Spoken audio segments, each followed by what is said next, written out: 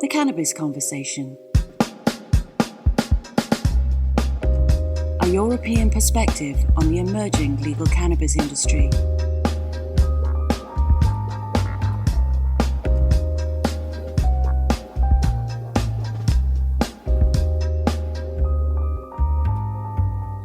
Welcome to the Cannabis Conversation with Anuj Desai, where we explore the new legal cannabis industry by speaking to the professionals that are helping to shape it. On today's show, I've got Rahul Bhushan and Stuart Forbes, who are the co-founders of Rize ETF. Rize is Europe's first specialist thematic ETF issuer. An ETF is an exchange-traded fund, but I'll get the guys to explain exactly what that is. And the reason they're on the show is because one of the ETFs they've launched is a medical cannabis one. Guys, welcome. How are you doing? Thanks for having us, Anuj. Yeah, thank you very much for having us on. No worries. Are you enjoying lockdown as much as I am? Yeah, absolutely. It's a bit of a difficult time, but, we're managing to get through every day, one day at a time, I would say. Sounds sensible. Yeah, I think, from our perspective, as a young a new asset manager starting from scratch, we were actually very well set up from a tech perspective. So, the transition to working from home has been really, really easy. I think some of the larger, more established asset managers are probably struggling a bit right now with their sort of tech setup and their hundreds of employees who typically aren't working from home. So I think actually we're in a good position from that perspective. So something good to be positive about. It helps having less than 10 employees. Well, that's good for the startup and the underdog story, I think, which is great. So let's get cracking. So why don't we start with a really obvious question? What is an exchange traded fund? So an ETF is just like any other UCITS. Well, in Europe, a UCITS mutual fund. It's exactly the same in terms of the regulatory structure. It's a UCITS fund. It's regulated, highly regulated. Carries the UCITS brand, which is recognized globally. The key difference between a UCITS mutual fund and a UCITS ETF is the exchange traded element. So it's effectively this: you're basically taking a security and you're admitting it to trading on one or more stock exchanges, and what that enables is intraday trading in the ETF as opposed to just end of day dealing, which is typical of a UCITS mutual fund.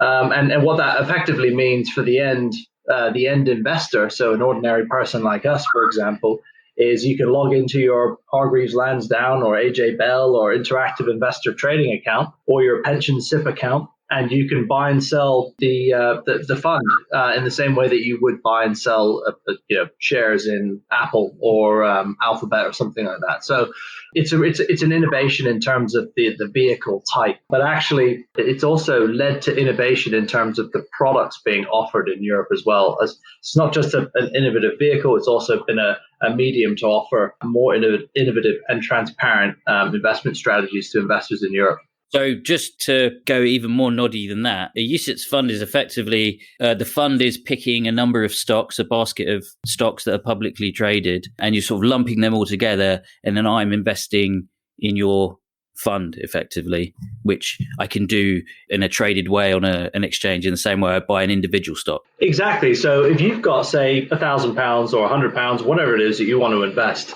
say you want to go and spend your £1,000 and buy a whole suite of these companies that are operating in the global medical cannabis sector. You're going to pay a commission for each one of those trades that you buy, right? It's going to charge you £10 or whatever it is that your broker or your platform that you use charges you. Whereas if you buy an ETF or a fund that provides that exposure for you, you're just paying one entry point cost, right? One commission to buy in or out of that fund.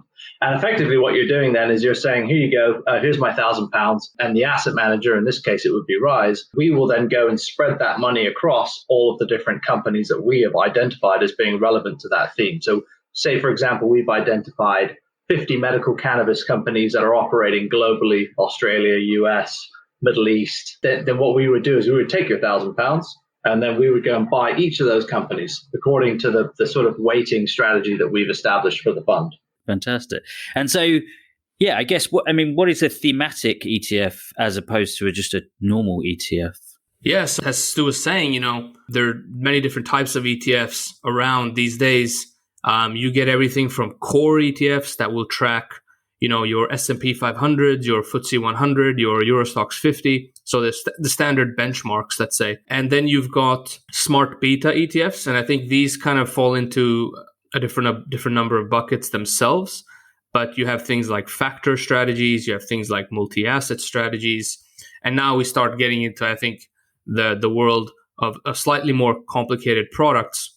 But I think out there on the sort of edge of the spectrum are thematic ETFs, which are really a new innovation, not just because these thematic strategies are now suddenly available in ETFs, which they weren't before, but in and of themselves, they tend to track sectors that are still quite young and early in their days. And medical cannabis is a good example.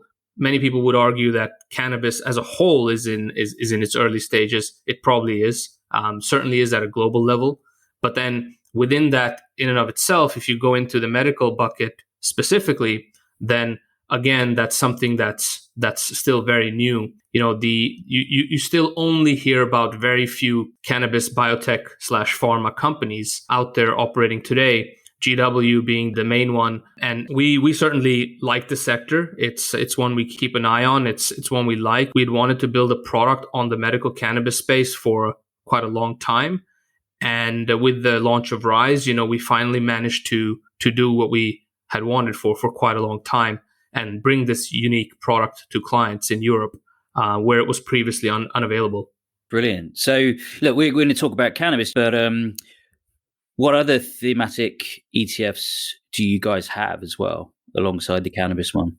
Sure. So we've launched with two to begin with. So we've got a medical cannabis one and a cybersecurity one. We're going to be expanding the range as time goes on with new and innovative thematics.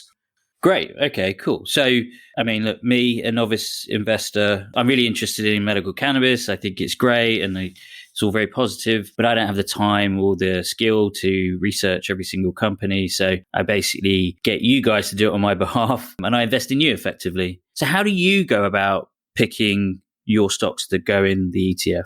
Sure. So a couple of different steps. For us, it really starts with identifying a theme. And that's usually the first step. And so, there's many ways to identify a theme. The most common one is the market coming to you and saying, or clients, coming to you and saying, this is a particular area that we like. If you built a product on this space, we'll allocate X amount of money to seed that fund. Now, those situations do happen, but they tend to be a little rare. The more common approach tends to be us doing some work on looking at the market, seeing what's trending, and usually the market tends to be the best determinant for new themes. So it's not so much about identifying themes, but much more about recognizing themes as they're occurring naturally in the market. So we can talk certainly about cannabis. We've seen medical cannabis, now legalized in over 50 countries around the world. There's more than 30 states in the US where medical cannabis is now legal. So in just a couple of years, this thing has really gone global. So for us, it's something we saw. Let's use continue using cannabis as an example. It's something that we saw, becoming global very quickly. The market obviously looking favorably at the companies involved in the space. And so then as we were seeing this sort of develop, we saw an opportunity to build an investment product to capture these growing elements in the space, most easily recognized in the companies that are operating in the space. And so really that's kind of how it tends to happen. We see something emerging organically, seeing it go global. And so that's what we're continuing to do, with our range of products here at Rize. So to drill down specifically on cannabis, medical cannabis, what are your rules for the stocks that you actually invest in? What cannabis companies can you invest in? What ones do you not invest in? Do you have a maximum or minimum number of stocks that you hold? How do you go about setting those rules? So maybe just starting with, how we construct the investment strategy from top to bottom. I think that one of the key things to mention at the beginning is if you're an asset management firm like us and you're offering lots of different thematic ETFs, right? So cybersecurity here, medical cannabis there, and a variety of other things that we're working on at the moment. You're not an expert in every single one of these themes, right? And you cannot purport to be. So the key for us, and this has always been the case, we really pioneered this approach in 2014 with our robotics ETF that we built then, is for each theme, you need to identify an expert in that theme and you need to work with them to build the product. Because if you don't do that, you're not going to capture the entire market opportunity. You're going to miss companies. You have not got the expertise in that sector to be aware of new IPOs coming to market, but also which are the companies that are the best exposed to that theme as it continues to grow going forward. So, for the Medical Cannabis Fund, we've partnered with a group called New Frontier Data. They're the sort of cannabis industry's leading data provider and insights provider. And we started speaking to them in early 2019, and it was very clear that they were the preferred partner to work with on building this fund. So that's what we did. We set this fund up with them, and they effectively provide us with the universe of global medical cannabis companies, which we then drill down into further and make the stock selection based on certain rules around liquidity and market cap size of the companies to ensure that they're sufficiently liquid that the fund is able to actually invest in them and then sell the investments in them as investors come in and out of the fund. So that's what this whole liquidity thing is about. The fund is going to be sufficiently liquid. And with a new and emerging theme like cannabis, medical cannabis specifically, it's new. So a lot of the companies are really small. So you do have to have a cutoff at some point. You can't take every company that's only got 6, 8, 10 million market cap. You've got to have a threshold there. You say, look, companies have to be over a certain size, but most importantly, they've got to be sufficiently liquid that the fund can buy and sell out in and out of them as investors come in and out of the fund. And that's a crucial rule that protects. And liquid effectively means sort of trading volumes. So how quickly? Exactly. It basically it's a look back thing. It basically looks back. The signal that we look back is a fairly typical one. It's average daily value traded over a 3-month period. So it looks back and it makes and we basically say, yep, a sufficient amount of this stock is trading. Therefore, there will be no issues with the fund buying and selling it. So this is a typical filter that goes into thematic ETFs and a lot of other ETFs to make sure that they're tradable. And that's just one aspect of this. I think. Sorry, Stuart, just really quickly, would that rule out a newly IPO'd business, or in that you need that 3 months worth of data, or are you open? Not necessarily. So the index will have rules that will allow more recent companies to come in. Potentially, they'll make an assessment on maybe a narrower window of liquidity, for example. So the rules of the index will govern that. But the idea is that you are capturing IPOs as they come to market, right? You do want to capture these things. And what typically happens is that the indices in general rebalance on a periodic basis. Ours rebalance on a 6-month basis. So every 6 months, we'll then go back to the universe, the starting universe of companies, of global medical cannabis companies, and we'll revisit it entirely. We'll look at it and go, have any new companies come in? Have any companies stopped operating in cannabis? I mean, it's not going to happen, but we basically look at the universe afresh, and then we redo all the selection process. So that's every 6 months we do that. Great. Okay, so then to get into a bit more of the specifics, what sort of companies have you got in the fund, and what's the sort of geography behind it? So where are the locations? Yeah, sure. So we've got. I guess when you start unpacking the fund, what you very quickly discover is, yes, it's a medical cannabis ETF, but really what we're capturing in the fund is pharmaceutical cannabis companies. So we start looking at the fund. Roughly 62% is pharmaceutical cannabis companies. Roughly 10% of the index is big pharma names. We wanted to allow for larger pharmaceutical companies as well that were, let's say, moving into the cannabis medicine space to have some space in the actual basket. And so we've reserved 10% for all big pharma companies in the index. At the moment, we have 4, but that might continue to grow. But I think the key point is that that 10% is fixed. So if you have 5 companies, each company will get a 2% weight. If you have 10 companies, each company will get a 1% weight.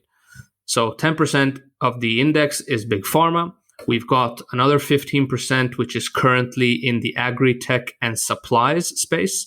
So these are companies like Scott's Miracle Grow and other companies that are involved in things like vertical farming, hydroponics, things like that, greenhouses. And then the remaining 15% in the ETF is hemp and CBD. Now, the way we like to think about the hemp and CBD space is that it does offer that, let's say, natural and organic alternative to the pharmaceutical option.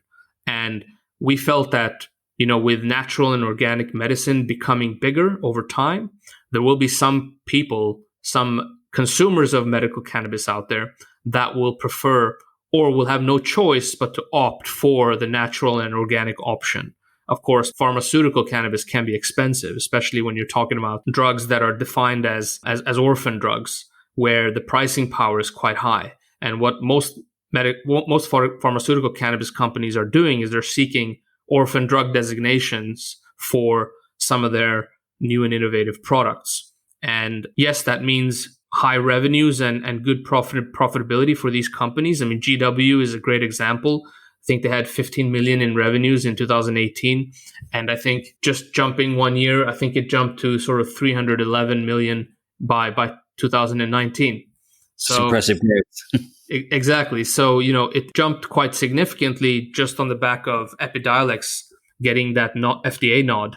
And as we all now know, the Epidiolex drug is now going to be rolled out in 28 European countries as well. So certainly that's going to mean good things for GW's revenues and earnings. But some of the drugs that they have at the moment and which they will come out with in the future, they might end up being quite expensive. And so if the price is quite prohibitive, then the natural and organic alternative might be an area that also gets a boost from those who need medical cannabis but cannot afford the pharmaceutical cannabis. So as a result, we wanted to carve out a little portion of the ETF to cater for those type of companies. So really, to sum up, it's those four key buckets. So we've got the cannabis, biotech, pharma, we've got the big pharma, we've got the agri-tech and supplies, and then we got the hemp and CBD. Great. And what sort of countries? Is it all Canadian, or you got a spread from across the world? So that's a great question. So if you look at most of the ETFs that are available in the US and Canada, there is certainly a huge regional bias to North America. And I think that tends to be because most North American cannabis ETFs tend to be whole of market. So they will have medical cannabis in there, they'll have recreational cannabis in there, they might even have some tobacco players, moving into this space. They might even have some vaping related companies. Whereas in building this ETF in Europe, we didn't have the luxury of going whole of market. And there are several reasons for that, both legal and regulatory reasons, which I won't go into in too much detail right now. But in building this product from Europe, we had to focus on medical cannabis. And when looking at medical cannabis, we were looking for companies that were really at the next frontier of cannabis medicine. So what we discovered in doing that process and of looking for these companies, identifying those that are best positioned to benefit, is that the basket really became global. So we've got everything from Canada, US, Colombia, Switzerland, UK, Australia, Israel, even one company in Hong Kong. So contrary to a lot of the cannabis ETFs out there, I would say that our ETF is certainly much more global. And it's certainly also as a result of the fact that, we did focus on medical cannabis specifically. But I think that also tells a bigger story. And I think that story is that the medical cannabis story is truly global. Go back to the point I made earlier, around just in the last 3-4 years, we've seen heaps and heaps of countries legalize medical cannabis. I think just 2 weeks ago, Ghana in Africa legalized medical cannabis as well. There's countries popping up every couple of weeks where medical cannabis legislation has suddenly been passed. You didn't hear anything about that country or medical cannabis prior to that, and then suddenly this new snippet appears where you're thinking, wow, I didn't expect that. That's great. This is great for the industry. And as I mentioned, there's over 55 countries now globally that have legalized cannabis for medicinal use. And that number was significantly smaller if you just rewind, 5 years. So I think if you are investing in this space today, it's important to have a global view And that's exactly what we were trying to do with our ETF. Right. Yeah. No, it is rapidly moving and expanding, and it's nice that you're taking a global approach. Without getting into too much detail, you did reference some of the compliance and legal and regulatory issues. Would you mind just elaborating a little bit on what some of those were that you encountered and what you've got to be careful about? Yeah, I think this is from a UK investor's point of view, this is the biggest thing that's been holding back investment in this space, both in investment in private companies, startups, but also investment in public companies. And you've got a lot of compliance and risk people at both at the wealth managers, private banks, but also some of the larger asset managers that are saying, hold on a second, guys, there's all kinds of legal issues here that very complicated, and we need to get our heads around them before we'll allow you to sort of dip your toes in investing in the market. And in the UK specifically, you've got the UK Proceeds of Crime Act, which has been a particular hindrance for UK investors versus the rest of Europe. Typically in Europe, the position is that, and this is the case for most countries, if you want to invest in a cannabis company, whether it's in Europe or whether it's in Canada or North America, that's fine, as long as that company is operating legally in the relevant country that it's operating in. So, for example, if you're Italian and you want to invest in a company in Canada that's operating legally in Canada, you can. However, if you're based in the UK, you can't. Right? You're only allowed, as a UK investor, you're only allowed to invest in a company as long as that company is both operating legally in the country in which it operates, and also that activity would be legal if done in the UK as well. So that's the crucial difference, and that makes investing in this industry much more difficult for a UK investor. Now that's a simple way of looking at it. Most people haven't broken it down that simply and don't understand that it's as simple as that. But that is what it is. But actually then coming up with an investment strategy and a due diligence process that facilitates that is a whole other ballgame. I mean, we spent months and months and months developing that with in tandem with legal counsel, but also with our partners on the infrastructure side to develop a strategy that was compliant with the UK Proceeds of Crime Act, but also the relevant AML legislation in all the other countries in Europe where we distribute this fund. So in terms of how do you establish whether a company is operating legally in the country in which it's established? That's the first thing, which you have to satisfy for all countries in Europe, including the UK. Well, to establish that, you need to look at what the company is doing, and you've got to do due diligence on that company. What we've seen is some other managers who've created either ETFs or strategies that are investing in cannabis. What they've done is they've said, we just rely on the fact that it's got a listing on one of the big stock exchanges. If it's listed on one of them, then it should be fine because those stock exchanges, check these companies out before they admit them. Well, that's not sufficient because, as we've seen, there are certain companies that listed early on at a time when some of these exchanges, in particular the US exchanges, were in competition with each other to list the first cannabis company. And therefore, some of these companies got a bit of a pass and were able to list. But that doesn't mean that they're necessarily operating legally in the relevant country that they're established in. I'm not going to mention any particular companies, but it's something that people should be aware of. It's not sufficient to just rely on the fact that a stock exchange has an admissions process pursuant to which it does a review of the companies. You need to be sure yourself that that company is operating legally in the relevant country. Otherwise, you are opening yourselves up to potential issues. So that's the first thing. So we do documented due diligence on every single company before it's included in the fund. And the way we do that is we have a something called the Rize Global Medical Cannabis Exclusion List methodology, which we publish on our website. So it's very transparent what we're doing. And there's basically a multi-tiered due diligence process that takes place where we look at every single company that's eligible for inclusion in the index that the fund tracks. We pass that company through the due diligence process. It's then verified by our major service providers, signed off, and then any company that does not pass the due diligence test is put on the exclusion list, and the index will not select that company. We also have the power at the level of the fund itself. The investment manager of the fund has the ability to divest from a stock if that company strays into into the, say, recreational sector or something like that, or starts to operate illegally or is determined to be operating illegally in the relevant country in which it operates. And when we do exclude a company, we cite the reason for the exclusion in the published methodology document. So the published methodology document, there's an appendix at the back. There's a list of companies that we exclude and the reasons why. So people can go and look at that if they like. So that's the first thing. The second thing then is okay, that satisfies most of the European countries. But what about the UK? Because the UK, we know it's more conservative. And there's that second thing that you've got to be wary of. And that is that activity that company is doing, would that be legal if it was done in the UK? Because if it's not, then basically any benefit that you derive from an investment in a company, cannabis company, would be deemed to be a proceed of crime, right?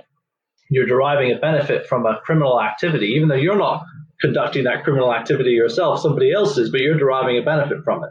So any proceeds you receive back from that, whether it's a dividend or whether it's a capital gain because you've made a profit on buying and selling that company, that would be deemed to be a proceed of crime, unless the activity that company is doing would be legal if carried out in the UK.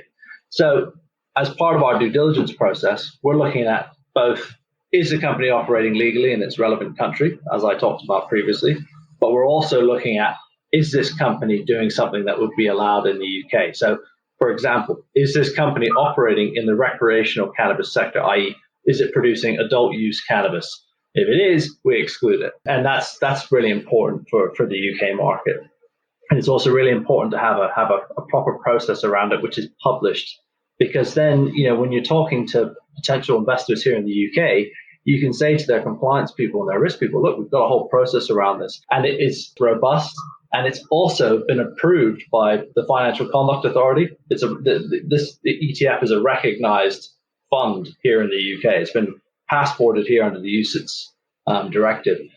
It's also listed on the London Stock Exchange. So it's gone through an admissions process with the LSE, and they've looked at it, and they've even had us add specific wording into our prospectus relating to the cannabis ETF specifically.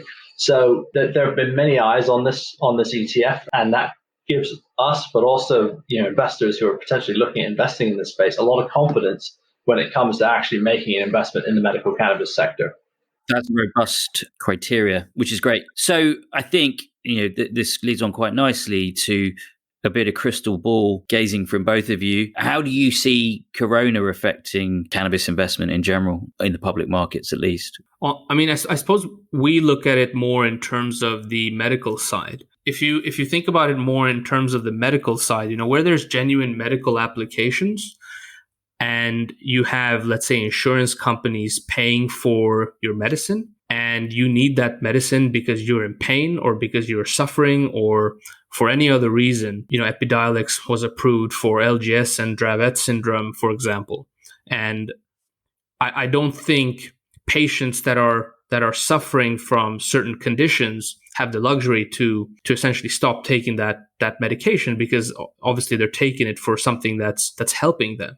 So I think the resilience, let's say the elasticity of that demand on the medical side is certainly not the same as the elasticity of that demand on the recreational side. So I think that's the first point. I think otherwise, I don't think, if you think about the markets in general, I mean, certainly financial markets have taken a big tumble as a result of the coronavirus.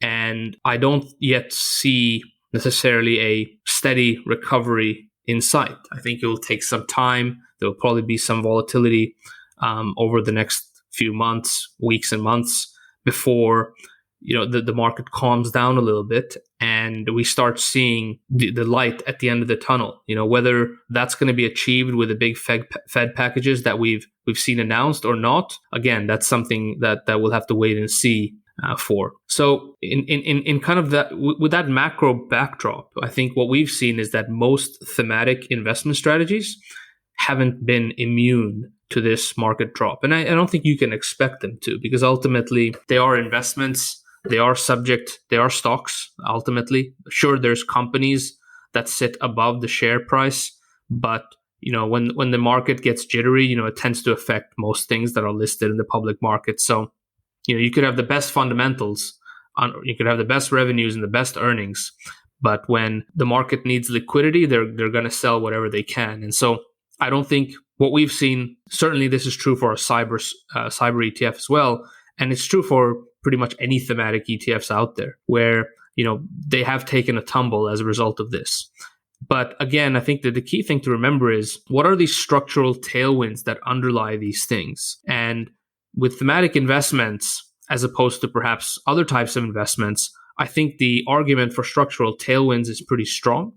If you think about cybersecurity as a good example, and we'll come around to cannabis next, but I think cyber is a very tangible example in the world we live in today, where we're all working from home and using things like Zoom and other digital tools to communicate with our colleagues and to communicate with our clients. I think there are very few people out there that would say that the cybersecurity story is going to lose pace as a result of this. In fact, it's only going to become more important, because if people are working from home, they need to figure out ways to be cyber secure at home. If companies and corporations are operating remotely, they need to figure out ways to protect their virtual assets at a time where they're the most vulnerable. Can cybersecurity professionals operate at their optimum from home? I don't know. Probably the answer to that is no. I would say that the answer to that will be yes, probably only after, some period of time getting accustomed to working in this new way, working remotely. And so coming around to cannabis, then again, I think we'll see we see some very evident, some strong evidence of structural tailwinds in some of the things we mentioned before. Where legalization has not lost its pace, certainly not on the medical side. I do think recreational will be a slower burn, but medical is certainly going global very, very quickly, and I certainly don't see any signs of legalization on the medical side slowing down anytime soon. In fact, what we might see, the irony in it all, it might be that it actually speeds up, because at a time where the government, both the fiscal side and as well as the monetary side, so the Fed are printing heaps and heaps of money to essentially reboot the economy, this is going to add a huge burden on future taxpayers. And so what the government's going to be most in need of is tax revenue. And one of the things that the cannabis industry does offer, if it is fully legalized, is tax revenue. So there's almost an argument for cannabis in this day and age. Certainly, if Bernie Sanders was still in the race, we would have seen legalization in sight. But it'll probably be slowed down a little bit if Trump or Joe Biden, either of them, go and get into the White House. But I think I do think that the cannabis industry might experience, some short-term difficulties, some short-term challenges, and in the markets, certainly some short-term volatility. But I do think that, again, the structural tailwinds remain unchanged, and there are certain things out there that point to perhaps an acceleration in legalization in the midterm. And so that might be an interesting development to keep an eye out and look out for. Yeah, I think you're right. I tend to believe that the long-standing economic arguments for increased liberalization around cannabis, particularly medical cannabis, will kind of come to the fore a bit more as a response to the crisis. There's going to be several countries who are very badly hit by this that will need to look for new industries to get tax revenues from, as you say, quite apart from saving money on policing the whole thing in the first place and all the various other arguments. I mean, look, as we're getting towards the end of the show, what do you think that kind of needs to change? I think it was, from what Stuart was saying, it was quite obvious. We've covered proceeds of crime before on the show, but obviously in order to facilitate more investment in cannabis companies, what other sort of changes do you think that need to happen other than a rethinking of the Proceeds of Crime Act in the UK at least? Well, I think the first thing is that people need to know actually that the Proceeds of Crime Act does not actually prohibit them from investing. They can invest in the sector. From the UK, they just have to invest in the medical cannabis sector, pursuant to a process that they need to put in place to make sure that they're investing in companies that are operating legally, but also not operating in the recreational space is the long and short of it. So and I think we've created obviously a solution that enables investors to do that. Investors can choose to invest in an ETF for all the reasons we mentioned at the beginning of the podcast. the fact that it makes things easier and more efficient to invest in the ETF rather than buying each individual stock on its own, or people can go it alone and do that and invest in the individual companies. But the key thing is that making people aware that actually you can invest in this sector now. You're not stopped from doing it. You just have to make sure that you've got a process when you do. Right. So some guidance. Yeah, I mean, some guidance would be helpful. I don't think that's going to come anytime soon. I think one of the issues is that this is not a priority for the UK government. It wasn't before the coronavirus because Brexit was a priority then, and now obviously the coronavirus has taken up the mantle in terms of occupying the government's time. So I'm hopeful that there will be some guidance in terms of investing in the cannabis sector. Whether that's specific to the Proceeds of Crime Act or not, and we'll see what happens. But I think the key message: you can invest in the sector. You're just limited in terms of the types of companies you can invest in. Yeah, that sounds sensible. Great. Well, thank you guys. That's been really interesting and I'm sure very valuable to a lot of listeners who are looking to invest in this space, but probably don't have a convenient vehicle to do it from. So I wish you guys all the best, and be good to get you on in 6 months or 12 months to see how you're getting on. Yeah, that sounds good. Cool. Thanks, guys. Thanks for having us. Cheers. Bye.